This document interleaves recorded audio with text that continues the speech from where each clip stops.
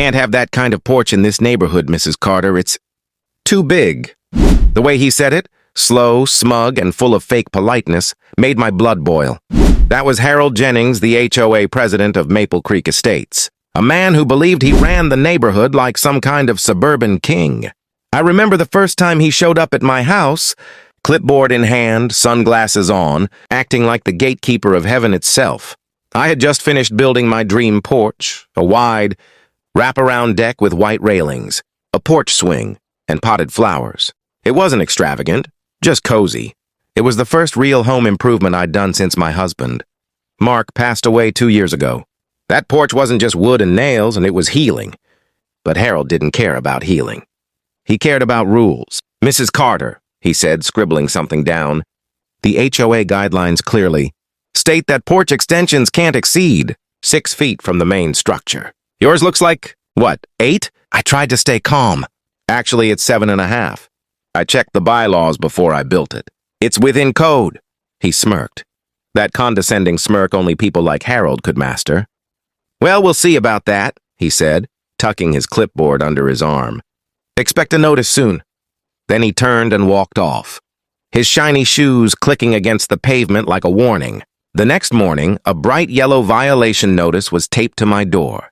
$2,500 fine for unauthorized construction. I swear, I laughed. At first, I thought it was a mistake, until I realized Harold was the mistake. Over the next few days, the porch became a neighborhood spectacle. People slowed their cars to look. Some whispered things like, "It's beautiful." Others muttered, "HOA's gonna eat her alive." But one neighbor, sweet old Mrs. Daniels, brought me cookies and said, "Don't let Harold scare you, honey. He's been running this place like a dictator for years. Last month, he fined me for hanging a bird feeder." I laughed until I saw she wasn't joking. So I did what any sane person would do. I went to the HOA office myself.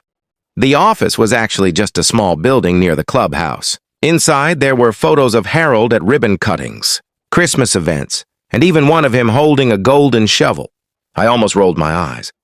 Behind the desk sat his assistant, Stacy, perfectly polite, perfectly rehearsed. "Mrs. Carter, we received your complaint, but the fine stands," she said. "Your porch exceeds the approved dimensions." "But I checked the rules," I said. "They say 6 feet from the main wall or up to 8 if it's decorative." "Mine's decorative. It has a swing and planters. That's literally what it says." She smiled, but it wasn't the kind of smile that reached the eyes. "Mr. Jennings has the final say in interpretations of the code." There it was, the real rule.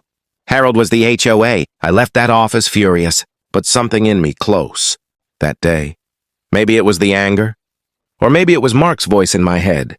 He'd been a contractor before he died, and he always said, "Never let bullies win, Jen. They only stop when someone pushes back." So I decided to push back. I spent nights combing through the HOA bylaws, line by line, page by page. And guess what I found? A clause.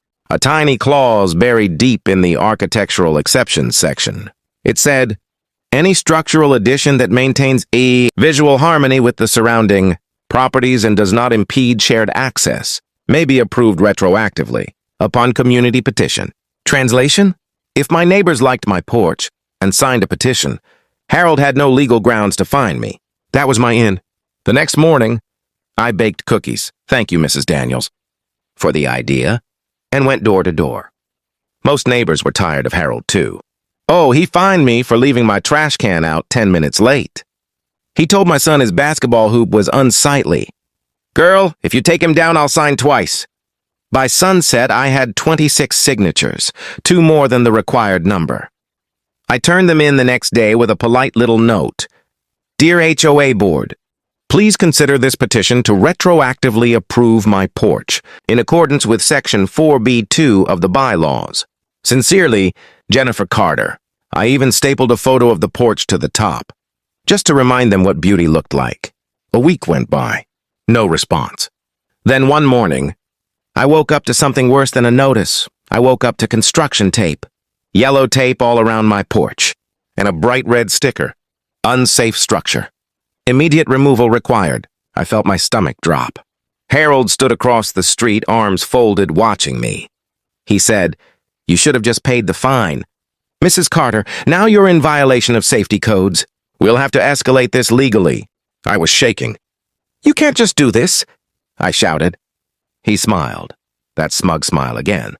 I can and I will. Then he walked off. That night, I sat on my unsafe porch crying under the porch light. I thought about Mark, about how proud he would have been of this little piece of wood and hope. And then, out of nowhere, a voice from the dark. He's done this before, you know. It was Tom, my neighbor 2 houses down. A quiet guy, ex-military, rarely spoke. What do you mean? I asked. He leaned on the railing. Last year, he forced the Millers to tear down their fence. Said it was 2 inches too high.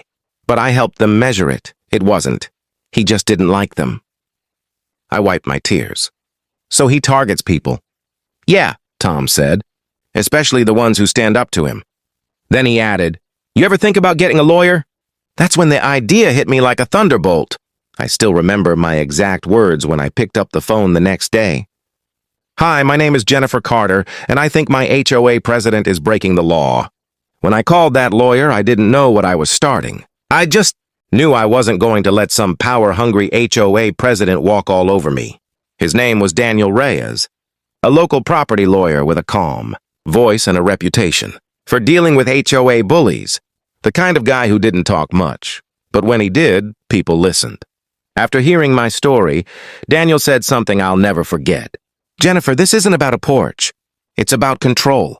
And people like Harold don't back down. They double down. So if we're going to fight, we fight smart. I took a deep breath and said, then let's fight. Over the next few weeks, Daniel dug deep into Maple Creek's HOA records. And oh boy, what he found was juicy. Harold had been approving his own exceptions for years. He'd expanded his backyard patio by almost 10 feet. He installed a shed, which was completely prohibited under HOA guidelines. And, get this, he even used HOA funds for community landscaping that just happened to be around his house. It was all there. Paper trails, signatures, bank statements. When Daniel showed me the file, I could barely believe it. He's been abusing his authority for years, Daniel said. You've got him cornered. For the first time in months, I smiled. But Daniel wasn't done. We're not just going to defend your porch, Jennifer, he said. We're going to expose him. Meanwhile, Harold had no idea what was coming. He kept sending me violation letters for things as stupid as porch lighting too bright and planters obstructing view. Every week, a new fine. Every week, another letter. It was harassment, plain and simple. But I didn't react. I didn't yell. I didn't post on social media. I just kept every letter, every photo, every petty message. Because Daniel said let him dig his own hole. Then came the day of the HOA hearing. It wasn't a courtroom, just the clubhouse, filled with residents sitting in folding chairs, waiting to see if I'd be forced to tear down my porch. Harold walked in wearing a gray suit and that same smug expression. He looked at me and said, I hope you brought your checkbook, Mrs. Carter. I didn't answer. I just smiled. The meeting started.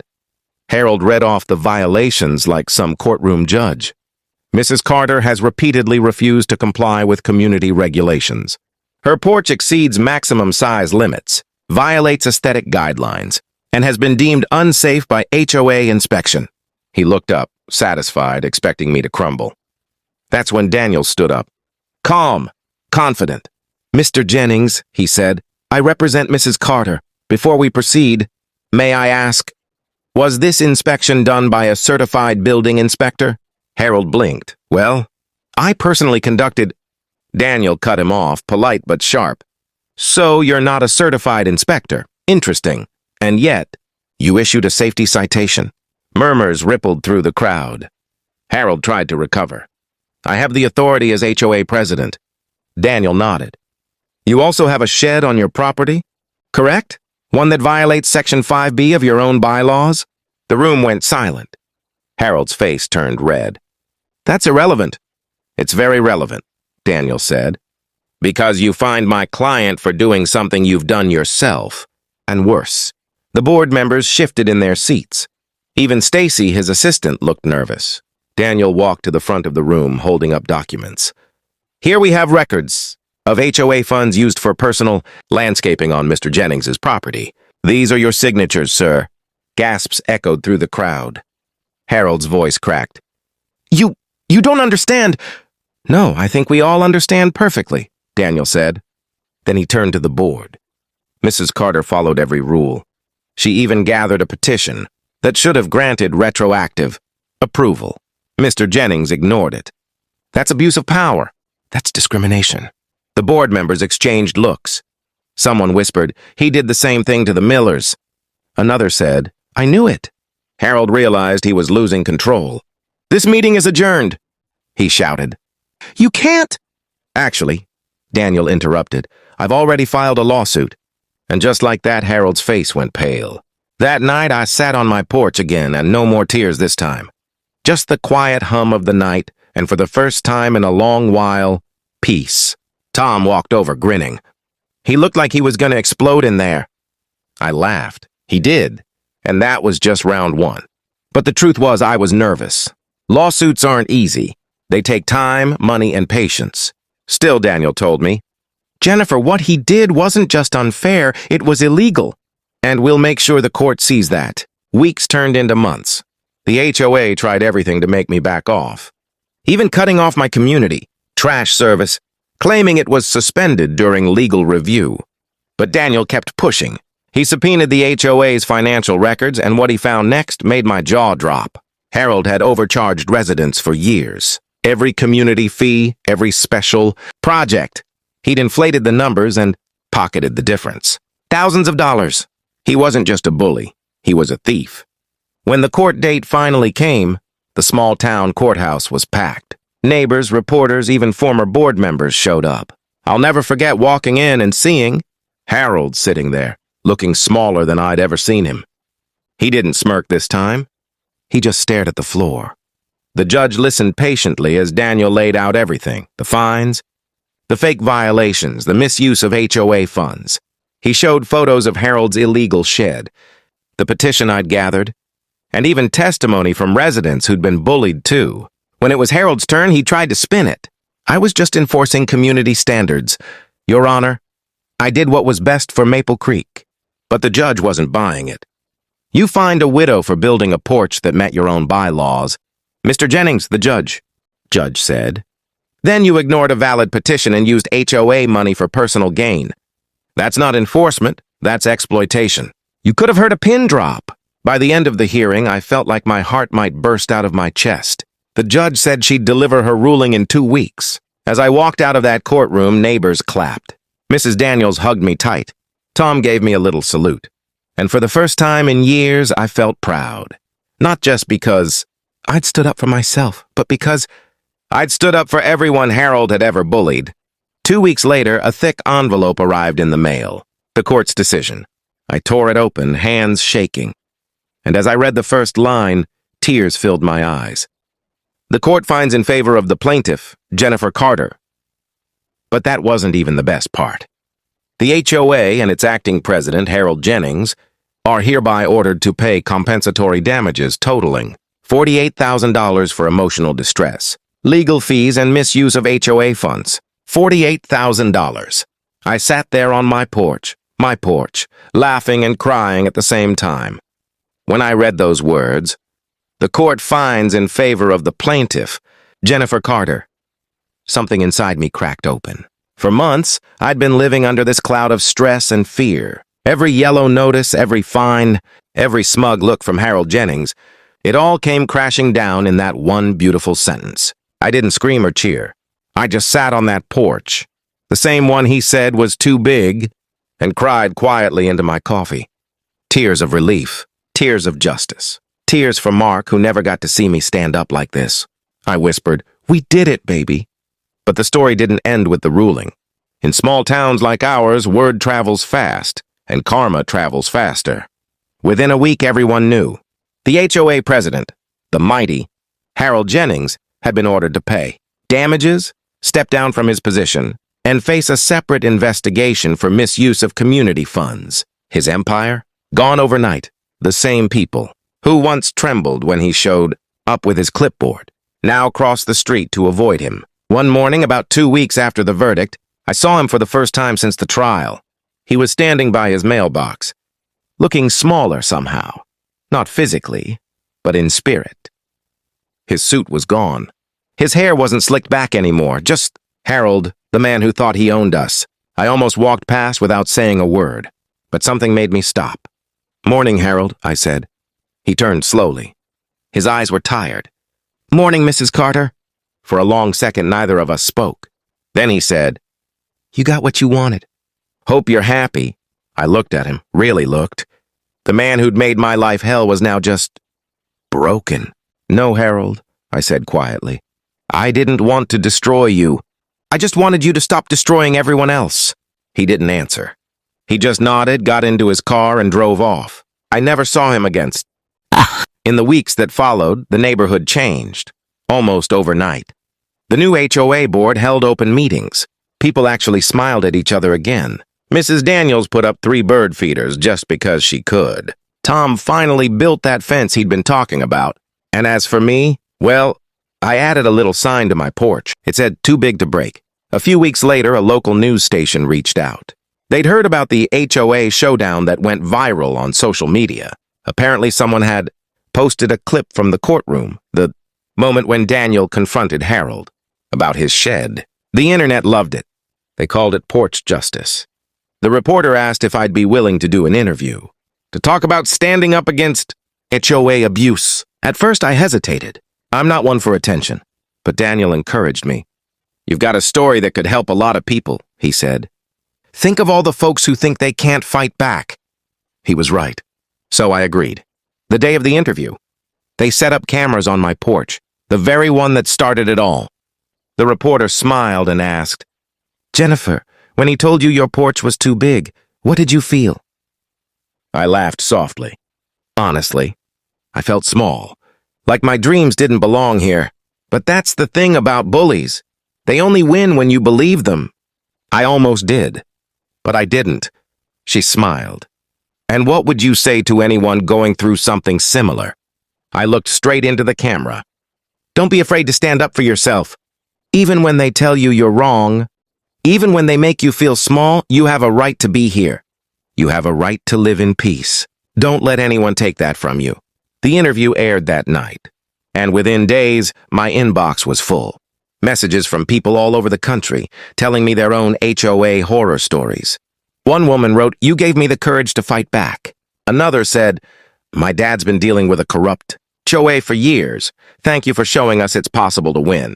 I sat there reading them all, feeling something I hadn't felt in a long time. Purpose. One afternoon, I was sitting on the porch, sipping lemonade when Tom walked over again. He leaned against the railing, his usual spot, and said, "You know, this porch has seen more drama than most Netflix shows." I laughed. "Yeah, but at least this one had a happy ending." He grinned. "So what are you gonna do with the damages money? 48 grand is no joke." I shrugged. "I don't know. Fix up the house, maybe start a fund to help people fight back against bad HOAs. Something good." He nodded. "That's real generous." "It's not generosity," I said. "It's justice." A few days later, I met Daniel for coffee. He was smiling when I walked in. "You're famous, you know," he said. "Your interview's been shared over 500,000 times." I nearly choked on my latte. 500,000?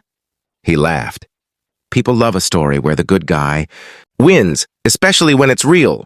We talked about starting a nonprofit, something small at first, to help others. Stand up against HOA corruption. He said he'd handle the legal side if I'd handle the community side. It sounded crazy. Me? Running an organization? But the more I thought about it, the more it made sense. For so long, I'd felt powerless. Now I could give that power to someone else. Months passed. The fund took shape. We called it the Porch Project. It started with a few volunteers, neighbors, friends, even Mrs. Daniels. We raised money to help people pay legal fees when HOAs overstepped. We created online resources, and slowly stories started pouring in. Victories, big and small. People who'd been fined unfairly. Families who'd been threatened. And one by one, they started fighting back. Every time someone won, I thought of Mark. He used to say, "Jen, the world needs more people who don't just complain, they act." And I finally understood what he meant. A year after the trial, I hosted a small neighborhood barbecue on my too big porch. It wasn't fancy, just burgers, hot dogs, and laughter. Kids ran around chasing bubbles, Someone brought a guitar, and for the first time in a long, long while, Maple Creek felt like a community again. As the sun set, I looked around, the porch lights glowing soft and warm, and I realized something beautiful. The porch I built to heal myself had become a place where others healed too. Toward the end of the evening, Mrs. Daniels tapped her glass. "To Jennifer," she said, "for showing us that standing up for what's right never goes out of style." Everyone clapped. Even Tom, who never got sentimental, said, "Here's to big porches and even bigger courage." I laughed so hard I nearly spilled my drink. Later that night, after everyone left, I sat alone again. Just me, the stars, and the quiet hum of crickets. I thought about everything that had happened. The fear, the anger, the fight, the win. And I realized it was never really about the porch. It was about voice. Because when you let someone silence you, you start disappearing. And when you finally speak up, you start living again. I looked out into the night and whispered, "Thank you, Mark, for teaching me to fight." Then I smiled, stood up, and turned off the porch light, knowing that the next morning, the sun would rise on a home that finally felt like mine. If someone tells you you're too small, too loud, too stubborn, or, like my porch, too big, don't shrink to make them comfortable. Stand tall. Speak up, because doing what's right isn't always easy, but it's always worth it.